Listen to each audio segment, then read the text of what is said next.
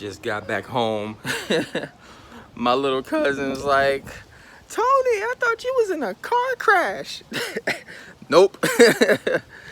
No, little man. I don't even drive cars. To be definitely won't be driving cars now. Kids and their foresight, and their honesty and their truth, and he's a Libra too, so karma.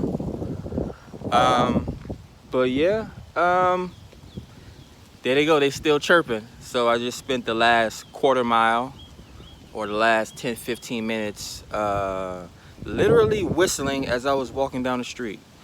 Ironically, not whistling to myself, but my spirit animals, a lot of my spirit totems are birds, very ancestral linked, crows.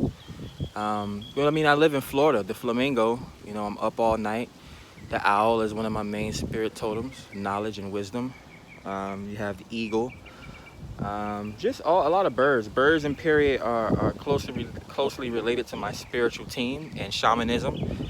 And I receive a lot of messages from them, especially becoming more spiritually aware, more knowledgeable about the energies of the universe. You know, I hear them in the morning. Sometimes I hear them at night. This is a good time to hear them. They're out chirping. So the first time in my life, I literally spent the past 15 minutes whistling to birds, and they've been following me down the street and chirping back. So, you know, you learn different language. It is an excellent way to learn to, because, you know, dialects and the way you have to hold your mouth. And it's one of the things I learned in customer service, talking to different religions and different cultures of people around the world. The way you speak or you say something definitely matters.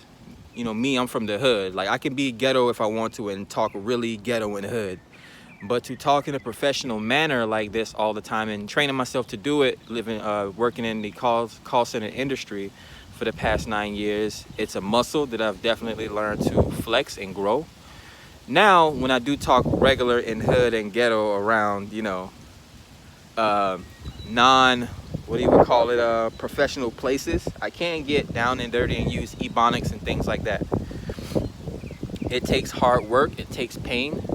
Talking like this and saying things in a proper way and context, it is very challenging at times. You know, it's a skill that most people cannot develop. So imagine coming out of the hood and doing it for 8 hours every single day for the past 10 years.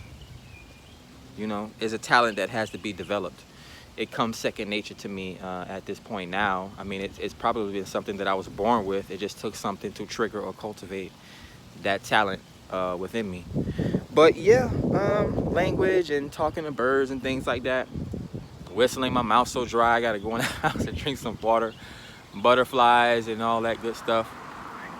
Can't even whistle. Oh man. But yeah, also came across a bird feeder as well during that whole thing. Woman that I never met before. She is walking down the canal and she's feeding birds, and she started asking me about feeding birds. I'm like, you're twice my age. You should be an expert bird feeder. Oh look, they're in the tree. They're in the mango tree. Talking about look, they're in the mango tree. But yeah, she was feeding the birds. She's asking me, have you seen any ducks down there? I'm trying to feed the birds. I'm like, that's good karma. It helps you live longer. Pay it forward. Pay back the universe, man. Feed the animals. And that was pretty much it. You know, I ran across an evangelist, a female evangelist, who tried to get me to stop. She wanted to talk to me, I guess, but I was literally came right out of a grocery store with 2 arms full of groceries. I didn't want to stop and just stand there with 2 arms full of groceries while he tried to talk to me about something that I probably already know.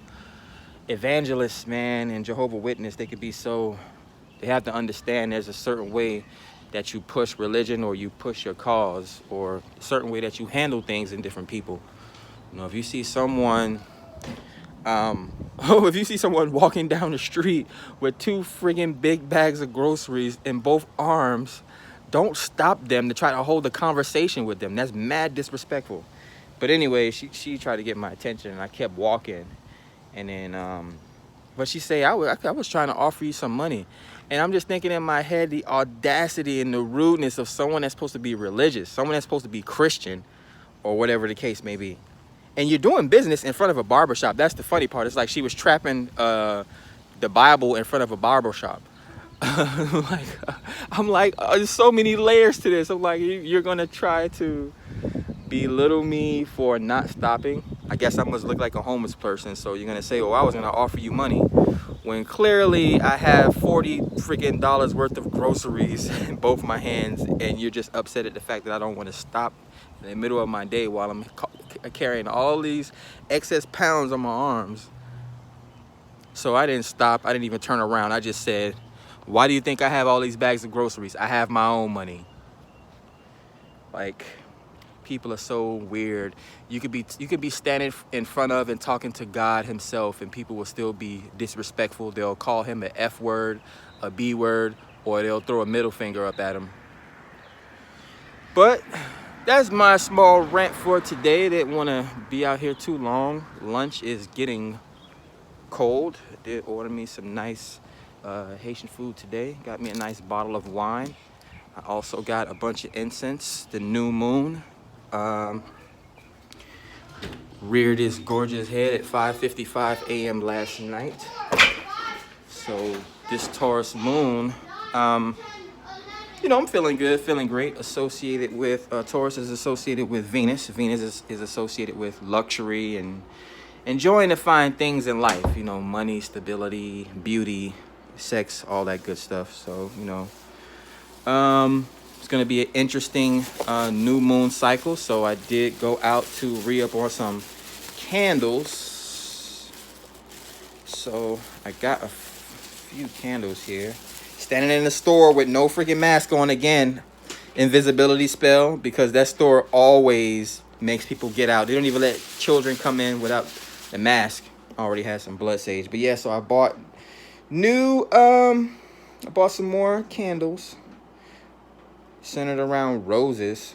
I got the good luck candle, of course, candles, incense, and I have the lavender candles. So here's what I got. Got the lavender, got the good luck, got, what is this one? I think this one is rose. Yep. Got the rose, got the red rose, and got the honey rose. So it's gonna be a lot of rose and self-love and self-trust and a whole lot of self-healing and evolution going on up in here. The honey rose. We're gonna let the love stick to you. Stick in the air, right? And do some more rituals and whatnot. But yeah, just wanted to do a quick video. This is kind of like my daily thing, you know. If my work day is 6 hours long, I take an hour or two out to go out and find new tools and go shopping and things like that. Oh, it's laundry time. Oh, Lord. Maybe it's new clothes shopping time. Again, Venus, luxury. Baby girl, she's going to make sure daddy got the money to go get him some nice threads.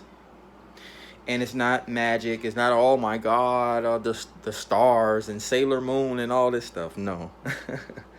Pay attention to things around you. There's a season for everything. It might be time for me to get my hair cut. Y'all think I want to be running around the summertime with all this hair on my head? It's going to be so much hot and so much sweating. But yeah, it's a time and a place for everything. And you know, we just going to keep building and maintaining, and anything people got to say, or anyone that tries to steal energy or whatever the case may be, you know, they will receive their karma back ×3. Catch me on a bad day, it might be back ×10. But yeah, love you all. Be safe. Keep manifesting. Catch you on the next one.